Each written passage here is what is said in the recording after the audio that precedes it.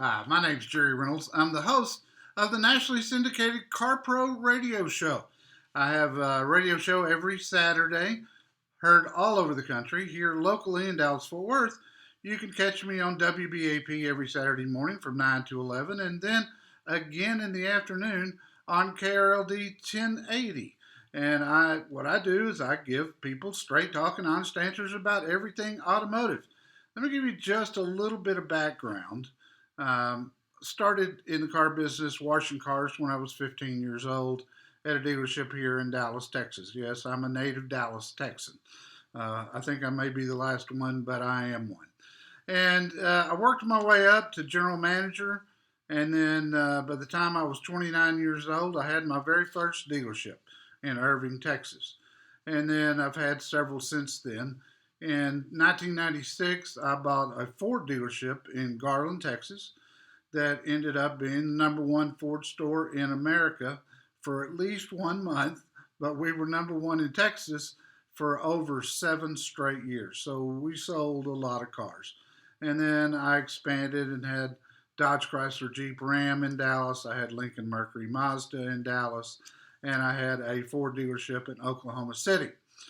But in 2006, I decided to sell them off, and I was still fairly young. I still, probably a little too young to retire, and I didn't play golf. So I had started this radio show in 2001 when I had dealerships. And the reason I started it was I saw a need for people who needed to understand the auto industry. I've always said car dealers make a lot of things secretive and they just don't need to be. So I felt this thirst for people to understand the car business. And I think unless you'd been in a position like mine, owning dealerships, it would be very difficult to explain it to anybody. So that's what I decided to do. I set out in '01, was supposed to go on the air, in fact, the week of September 11th, 2001. And of course, the tragedy happened in New York, and I put the decision off for 2 weeks. It was just an experiment. I just thought, I wonder if people would listen. I wonder if they would call me and ask me questions. And went on the air on a really lousy radio station in Dallas. At that time, it was Fox Sports 1190. And boy, it had a really bad signal, and it wasn't a very good station. And I was a little bit afraid to do this on my own, so I solicited the help of a name you'll probably recognize, Kevin McCarthy. Kevin had his own radio show for many years on KLIF 1190 and then 570. So we went on the air the end of September 2001, tested it. People loved it. The phones rang. We couldn't keep up with them. And they really appreciated somebody that would tell them the truth, no matter what, about the automobile business. And so thus the Car Pro Show was born. Actually, we called ourselves the Car Guy Show for the first 8 or 10 years until I found out it was an infringement on somebody that had a patent on that. So we changed to Car Pro, and that's where we've been ever since. Just celebrated our 19th year on the air, beginning our 20th broadcast year right here in Dallas Fort Worth. It became so popular here in Dallas after we moved to WBAP 820 AM in 2002 that other cities started to say, hey, would you like to come to our town and do your show? First one up was Houston, and then it took off from there. Austin, San Antonio, Lubbock, Texas, Los Angeles, Sacramento, San Francisco, Detroit, Cleveland, and the list goes on and on. And I'm very proud of what we've been able to do. I still do the Dallas show on WBAP locally. Only Dallas, that's it. And then as soon as I get through with that, I do the national show where all the other markets join in and call me at the same time. So I do 5 straight hours of answering questions on Saturdays, but we do it in a very entertaining fashion. And I think that's a really, really important piece of the pie. And no matter what, I tell people the truth. We've got a website if you want to check it out. It's carprousa.com. I drive about 100 cars a year, and I review and video with at least half of those, sometimes more than half of those. I've got two other car reviewers that work for me, and they also review cars. It's quite the production. I never saw it growing this big, but it did, and here we are, and I'm glad. Um, I'm happy to be a part of the Empowering Seniors program. I think it's very important. And I talk to a lot of senior citizens, especially on the WBAP show, where that audience skews a little bit more mature. So I love helping senior citizens. It makes me feel good, and I love talking to people anyway. And they're some of the nicest that are out there. At my website, carprousa.com, I've got a list of dealerships that I recommend and I send my listeners to, and they get special pricing and special treatment. The premier show sponsor, first sponsor I ever had in Dallas Fort Worth, was the Five Star Ford family of dealerships. And that is owned by Sam and Tony Pack, and they're dear friends of mine. They've been part of my show now for 15 years. And I know they're one of the sponsors of Empowering Seniors. Great people to do business with, by the way. 4 locations, one in Carrollton, one in North Richland Hills, one in Louisville, and they just built a beautiful new place in Dallas over on George Bush Turnpike. So with that, I want to give you some tips for buying cars. Let's start with that, because every Saturday I hear from senior citizens who are thinking about making a change from a car to an SUV. And there's a lot of reasons why seniors love SUVs. They're very, very popular, but let me tell you just a few of them that can really make your life easier, okay? First is getting in and out of the car. With a lot of cars, they sit low to the ground, and you find yourself sort of falling into them and then climbing out. And that can be very hard on your legs and your back, whereas an SUV sets up a little bit higher, and you can sort of slide in and slide out of it. The entrance and exit of an SUV is so much better than it is for a car. The other thing people love, especially seniors, is the visibility. You've got glass all the way around you, and because you're sitting up higher, you can see down that road a lot further, which is very helpful in case something happens in front of you. There's a wreck, or an animal runs out in front of you, or whatever. A kid runs out in front of you. You can see further down the road, and that's great. And then the last reason that I think seniors in particular like SUVs is getting things in and out of them. If you've got a sedan, you know when you walk up to it with a heavy bag of groceries, you've got to set that down into the trunk. And then when you get where you're going, you've got to bend over, reach out, and pull it up. And sometimes that's hard on your back. And I've had my share of back problems, trust me. So an SUV, because it sets up higher and the load floor is level, for most people it's waist high or maybe a little bit under that. When you get something out of a shopping cart, for instance, you just slide it over in there, and then when you get to where you're going, you slide it out.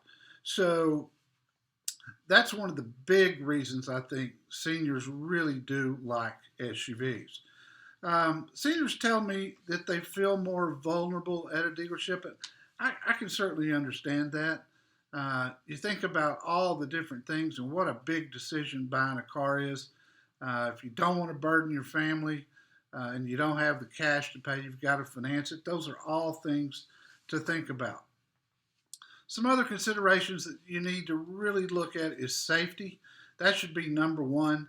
Cars are safer today than they've ever been before, and in fact, there are no unsafe cars. There are levels of safety, though. But like I say on the radio show all the time, if you can tell me what kind of wreck you're going to have, I'll tell you which car is the safest, because some of them are better from side impact. Some of them are great for rollovers, should that happen. Some of them are better for frontal collisions. Some of them are better for back collisions. But just know that today there are a lot of safety features on cars, and they have never been safer. There are some things that also help to keep you safe. A couple of them that I just love is the rear view camera, which is standard in all cars now. That's really helpful when you're backing up, so you don't have to turn around and wrench yourself to get back there. Blind spot monitoring. When you look in your rearview mirror on your side mirrors, either way, if there's a car in your blind spot, it'll warn you. Some cars will go so far as to make a noise, but the main thing is you don't have to turn completely around to look to your right to see if it's safe to change lanes. And then there's parking sensors today that are on the front bumpers and the back bumpers. If you get close to something, it's going to beep and it's going to warn you, and some cars will actually stop you, especially when you're going in reverse. When you're looking at a new car, you've got to look at comfort. I mean, it's like what I talked about with getting in and out of SUVs. It makes a big difference. You want to make sure that the seats fit you well, that the visibility, you're able to see the mirrors, and this is especially important for some people who are short in stature and also tall in stature. And you want to make sure that you've got a tilt steering wheel so you can see over that steering wheel instead of having to look through it. Again, pay close attention to getting in and out of a car. That's something that you want to practice. Now, there's a lot of technology in cars today, and something you've got to be careful of is not getting distracted. And that's kind of hard to do, especially when you've got a brand new car and you're not completely familiar with everything. So you want to make sure that you know your car very well before you leave a dealership. One thing I often suggest to people, because it can be overwhelming with all the gadgets that are in cars today, all the different safety features and ways to tune your radio and navigation systems and all the things that are on cars today, which are wonderful, but until you get to know them, you're going to be taking your eyes off the road, and that's a deadly mistake. You don't want to do that. So get all the knowledge that you can when you take delivery of your new car, but then there's going to be some things you're not sure about. Write those down when you safely can, because I want you to go back to the dealership after you've had the car for a couple of weeks and ask them specifically about those things that you really don't clearly understand. A car should become intuitive. You should be able to operate everything without taking your eyes off the road. So make sure you put yourself in that position. Now, I want to talk about car buying mistakes that people make, seniors and non-seniors that make the mistakes. First one is not trusting your gut. Oh, if you're in a car dealership and things just don't feel right, get out of there. If you're driving a car and it doesn't feel right, get out of there. Don't feel pressured. Use good car dealerships. Good car dealerships like the 5-star family of dealerships here in Dallas-Fort Worth. They will not pressure you. They will take all the time that they need to make sure that you are completely happy. So trust your gut. That's a big one. Don't believe everything you read online. You can get online and find information today on Google and other places, especially the forums where people who own a certain type of car get on there and post things. There's no way to verify this information, my friends. So don't take it as gospel just because it's on the internet. There's so much crap on the internet that you can't believe, that's fabricated. There's no way to verify it. And I promise you this, I can go online right now and find something bad about every car that has ever been built. But remember this, the people who are super happy, they're not the ones posting things online. Only the people who've had a problem or don't like something post online. So you get a very skewed look at a car when you're looking online. Next thing is, don't rush the paperwork. You're signing a legal binding contract. That is a huge mistake some people make. They wait till they get home to look over their paperwork. But they're not worried about it because they think there's a 3-day rule that if you buy a car, you can take it back. Not true. Absolutely not true. Once you sign the papers and you roll your new car over the gate, it's your car, no matter what. Good dealer will take it back if there's an issue or if you're not sure, but a lot of dealers will not. And remember, this is a legal binding contract that you have signed. So pay particular attention to anything that's got a dollar amount associated with that to make sure that you know every penny and where it's going. Another mistake people make is not taking a good test drive. You should be behind the wheel of a car for 30 minutes, and that's going to tell you a whole lot. You need to drive it under different circumstances, drive it on residential streets, find a rough street to drive it on, and for goodness sakes, drive it out on the freeway. Make sure that you're completely comfortable. Make sure that it's easy for you to park. Those are the things that cause buyer's remorse. You also want to walk into a dealership knowing what your credit history is, and in particular your credit score. This can be a big deal. I tell people, call around to your bank or your credit union and get the best interest rate you can get. Then let the dealership have an opportunity to beat it or match it. They do this for a living. Many times they can beat the best rate that you've got. And of course, from the factories, they offer a lot of 0% financing. And I'll tell you, it doesn't get much better than 0% financing. And then you want to look at leasing, whether it's good for you or not. And I'm going to go over some of that, especially leasing for seniors here in just a few minutes. But I don't want to get off this test drive thing just yet, because it is so important that you know what you're buying and that you love your car. You should, for the price of cars today, you should absolutely love the car that you buy. So know your priorities. What's the most important thing to you? Is it power? Is it comfort? Is it safety? Is it where the cup holders are? I've seen people, that was a huge thing. Know what's important to you. When you get to the dealership and you go to take a test drive, you'll probably drive the car first before. Some people want the salesperson to drive first, but most of the times it'll be you.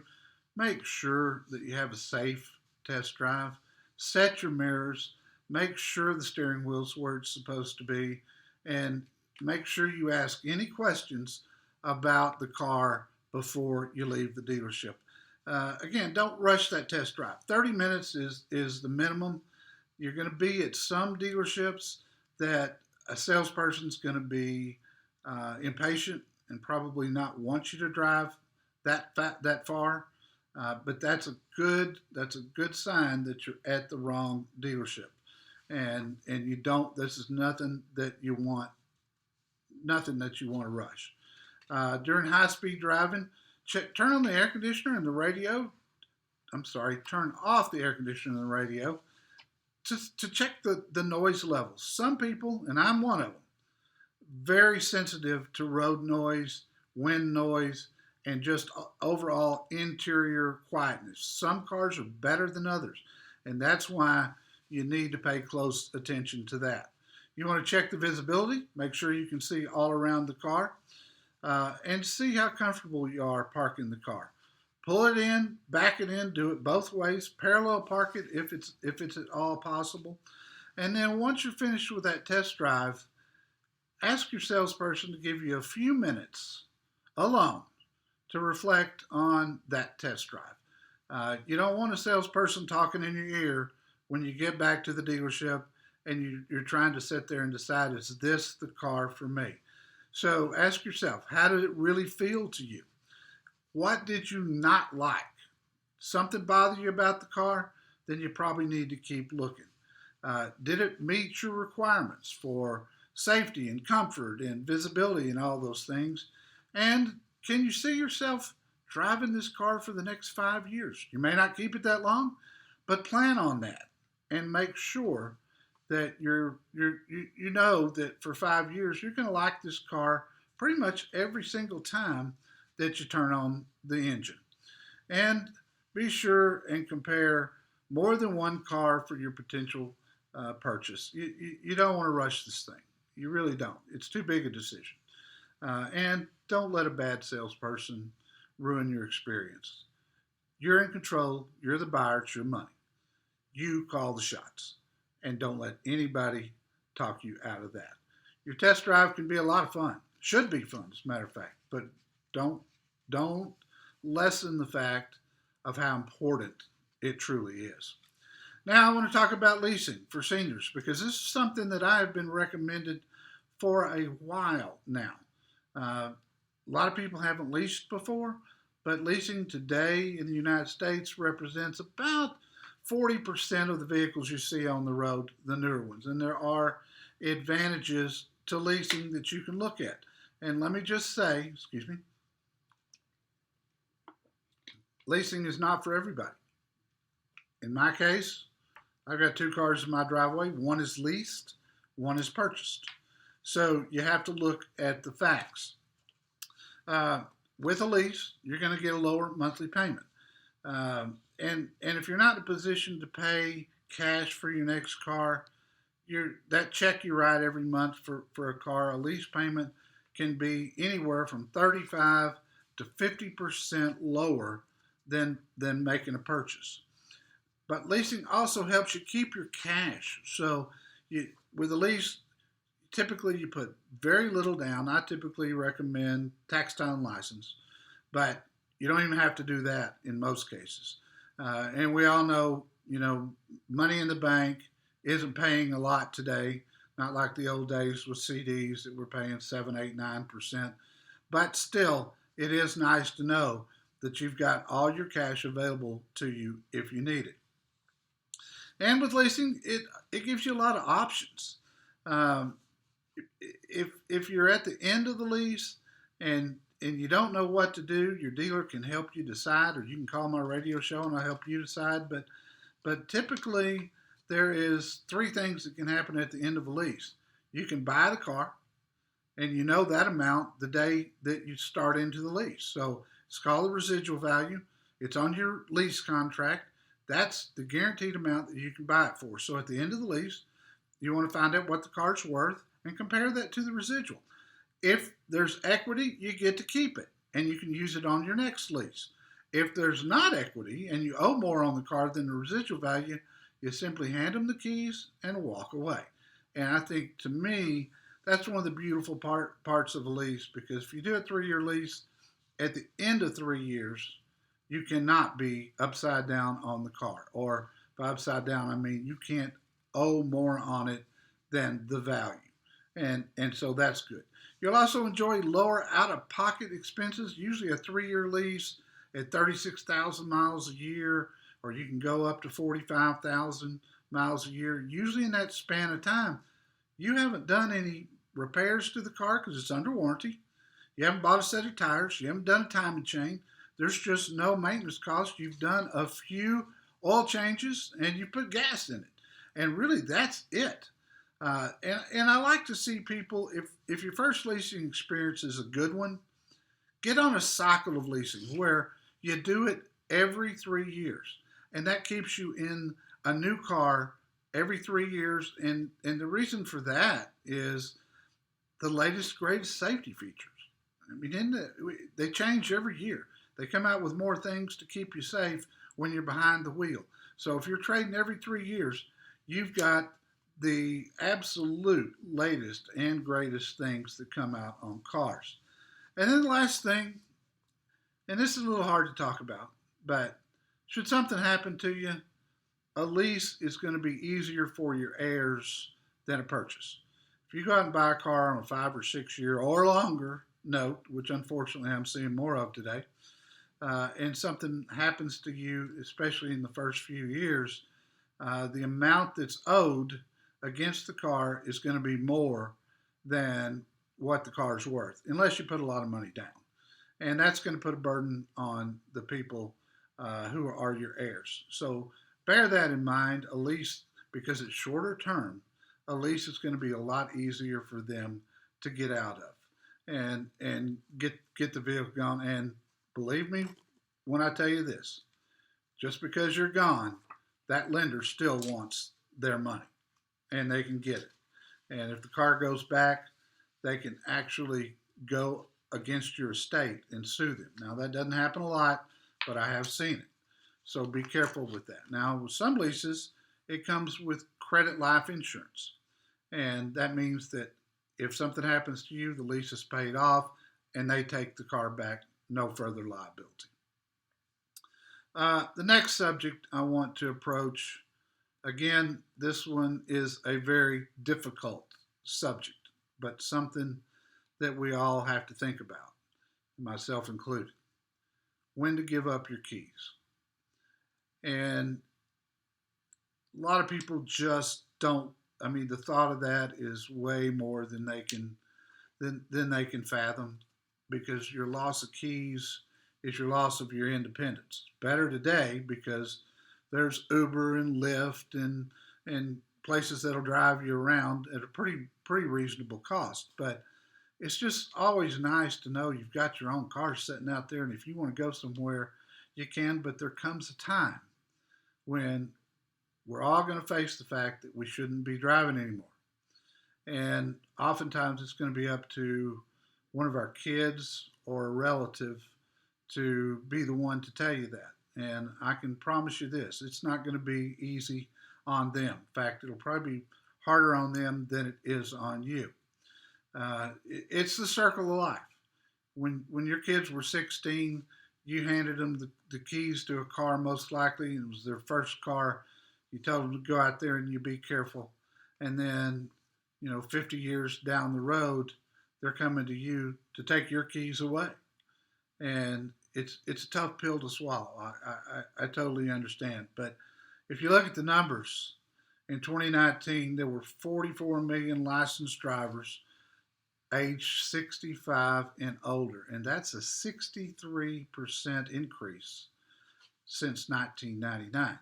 The CDC also reports that in 2019, almost 7,700 older adults, those aged 65 and older, were killed in motor vehicle crashes, and more than 257 were treated in emergency departments for motor vehicle crashes.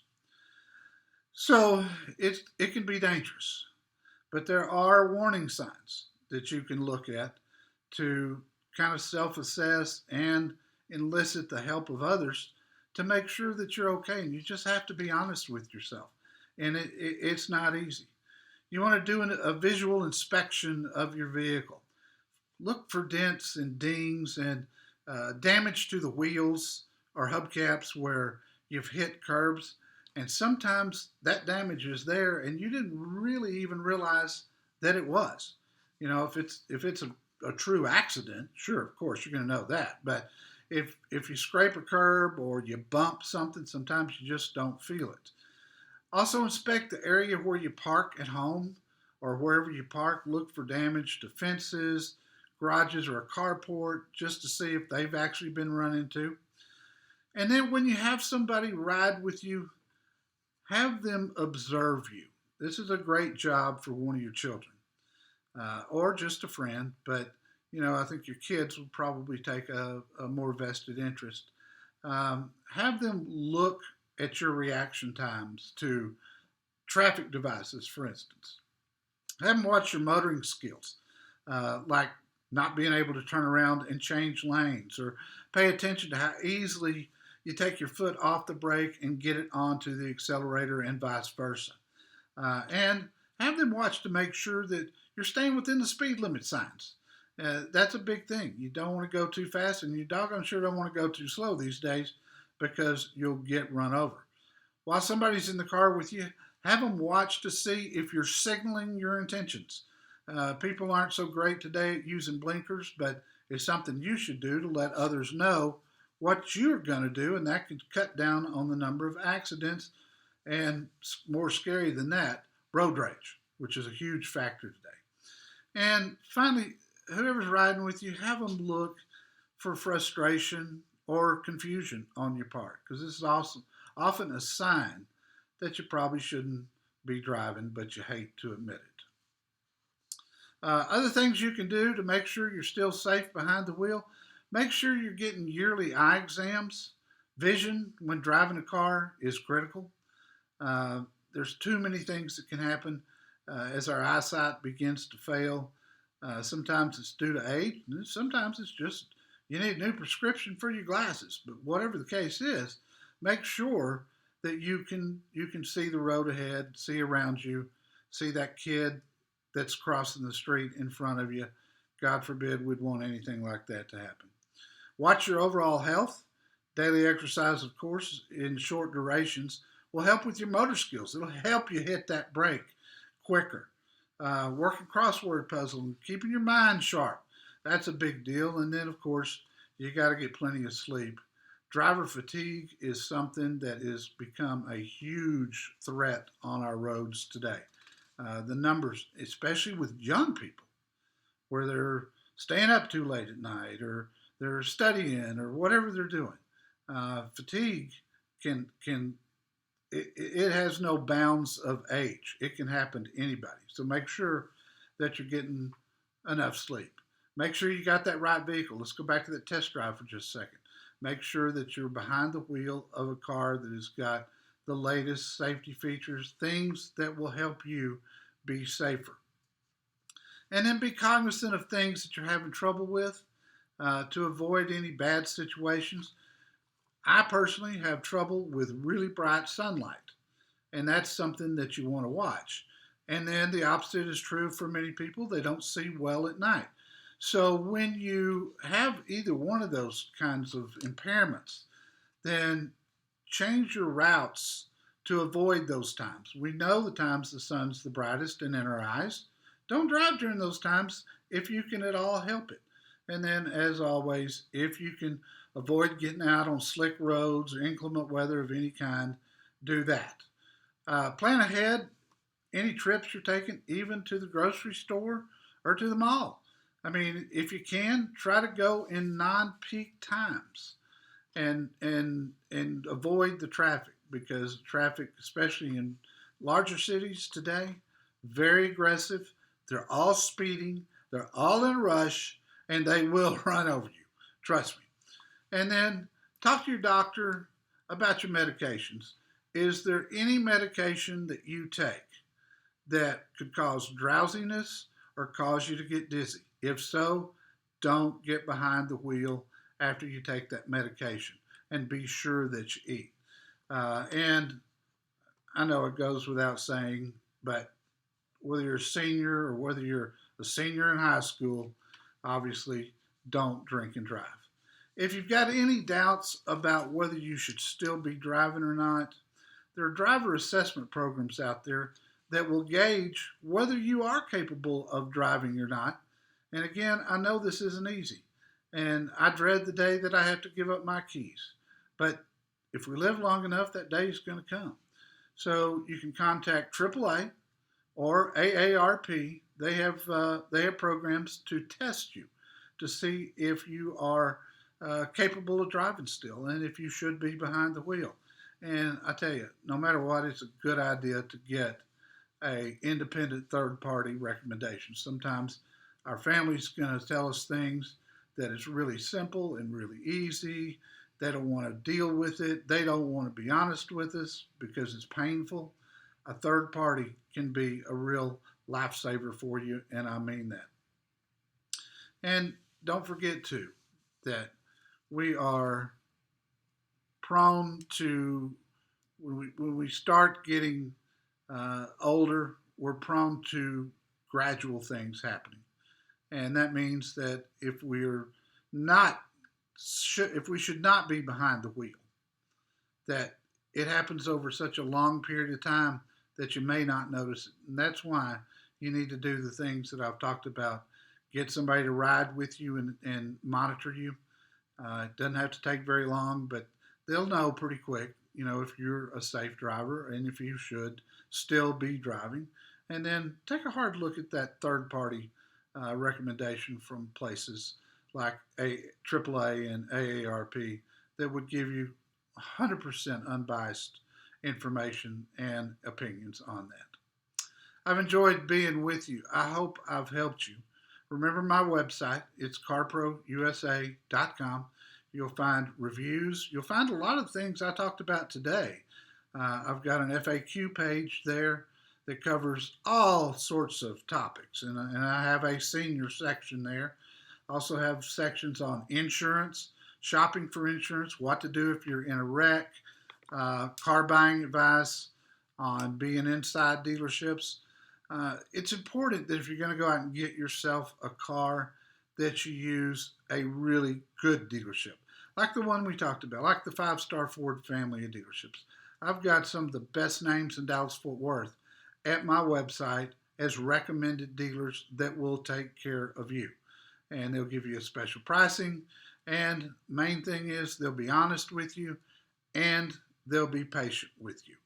So if you've got any questions, you can email me from carprousa.com right there on the front page, and I would be happy to get back with you and answer any questions or any comments that you might have.